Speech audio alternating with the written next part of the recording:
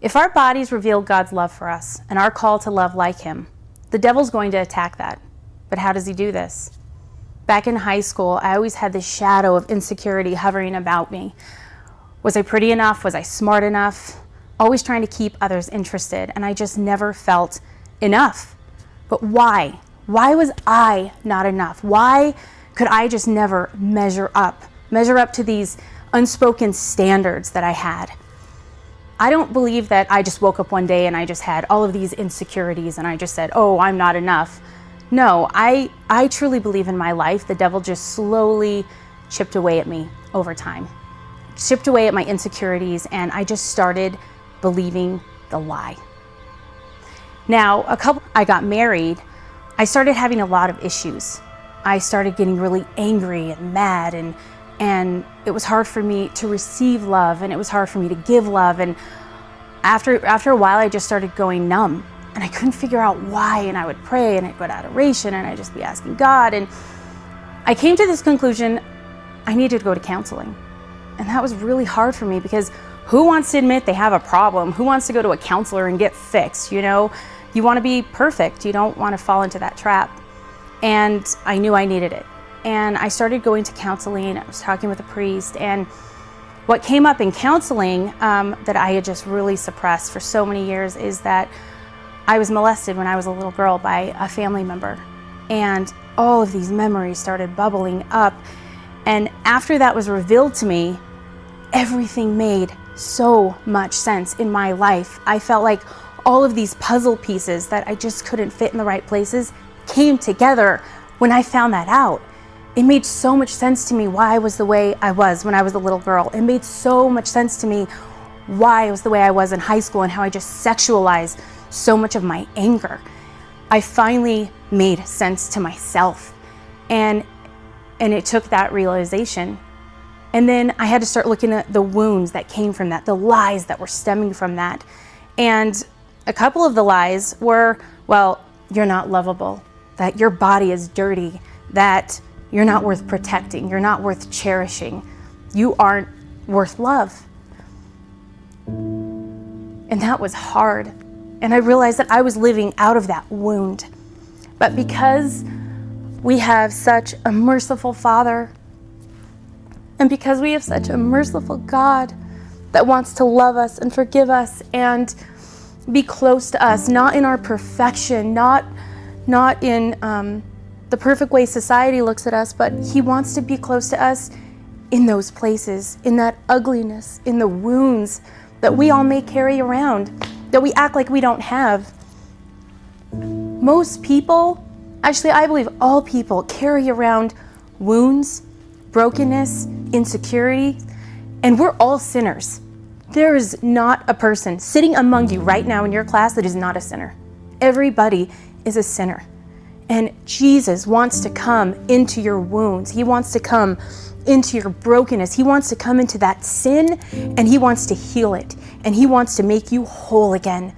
And that, no, you are not alone. And after I had my big conversion, it was hard because I was still kind of living in both worlds. I was still going to parties. I overcame the struggle with all the sexual sins, but it was hard. I didn't really know my place. And I was at a party. I knew what I was doing at the party. I probably smelled like that party, and I ended up leaving. I was done, and I just didn't fit in.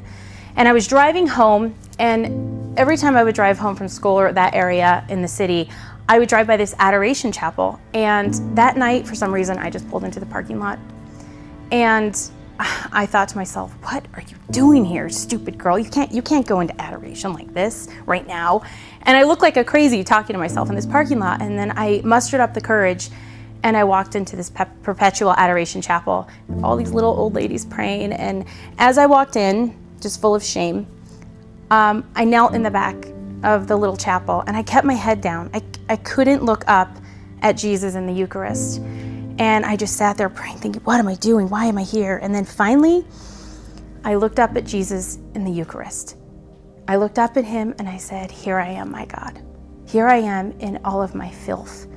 Please help me. And then I freaked out and I jumped up, and I got out of there as fast as I could, and I thought, stupid, what were you doing? What were you thinking? And I look back at that moment, and it was huge in my life, because I realized that's where Jesus wants to heal you. That's where he wants to love you, in the yuck of your life. So don't shy away from him. Don't keep yourself from him. Don't keep yourself from the Heavenly Father, because when he created you and he created me, he said, I declare that you are good. Not that we're not good enough, that the devil wants to shove down our throats, but that we are good. Now, how do you overcome these struggles? How do you overcome insecurities or things that you may be going through? Maybe you were molested. Maybe you had an abortion. Maybe you're cutting. Maybe you have an eating disorder. Maybe you're addicted to pornography, or you have other addictions that you just can't overcome. And you're thinking to yourself, what's the point? I keep saying the same thing in confession. I keep just going and falling. What's the point? I know you can get tired. I know it can be hard, and you get to the point, well, why try? Because you have to show up to your own fight. You have to show up to your own battle. Nobody's gonna do it for you. But I'm telling you, if you stand up, you fight for yourself, and you go to God, the armies of the heaven and angels will come down and be behind you in that battle. If you ask God, if you ask Jesus for the help. The first thing that I did is I went to a confessor, but not just confession. I found a confessor that I would be accountable to every 2 weeks, every month while I was going through this, because it's easy to go to confession, say your sins, and then walk away and like, whew, I never have to see him again, thank God, it's over. No, you find a confessor that you're gonna be accountable, and if you keep saying the same sin over and over and over, that is okay, because eventually you will have the grace to overcome that vice. But to start going to confession, to free yourself from just all of it. The next thing, if you need it, and deep in your heart, you know the answer to that. You don't need to go outside of yourself to find that answer. You know if you yourself need counseling. I've been through some serious stuff, and I knew I needed counseling. Is that hard to admit? Yes. Is it worth it to go? Absolutely. Do not let the devil feed you the lies that it's embarrassing or it's humiliating, because there is nothing shameful or humiliating about going and healing yourself and getting rid of those wounds and becoming a whole woman or man of God to do his work in the kingdom. There's nothing wrong with that, but to go to counseling, and that there's no shame in that. The next thing is Jesus in the Eucharist has transformed me as a woman. It's transformed me in my life. All of my wounds, all of my fears, all of my insecurities, everything I've gone through, I have taken it to Jesus in the Eucharist, and it has been so powerful.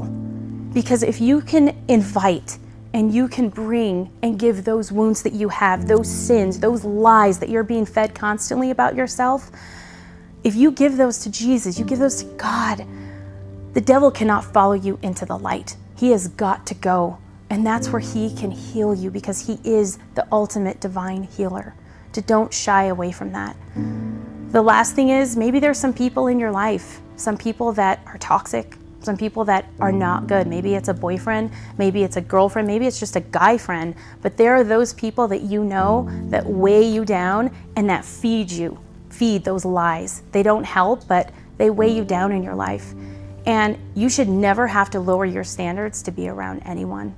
If anything, if they can't rise up to your standards, bail. You got to get out of that relationship. It's not worth it. It's not worth it to minimize who you are as a person and lower yourself from who God is calling you to be, so you can be around someone who doesn't really appreciate your value and worth like God sees you in his eyes. So to get rid of those people, and you know what, maybe it's only for a short time. Maybe you just have to get rid of that person for a little bit until you take the time to heal, and then you're strong enough and can bring them back in your life. But if you know it's going to be a problem, just to get rid of whatever is necessary that you can heal and be whole. Because you do not want to carry these lies and these wounds around with you for the rest of your life. It's not worth it. But to know that you are good. and that the lies that you've been fed all of your life, that you can overcome those things with the help of God. I tried to do this on my own. I tried to overcome things on my own, and it never happened. But when I invited Jesus into it, that's when I had the grace. That's when I was able to overcome this and to become a strong woman of God that I needed to be. It doesn't matter where you are right now, what you're struggling with, what you feel you may not be able to overcome, because you can. Just know that you are good, that you are loved, and that you are enough.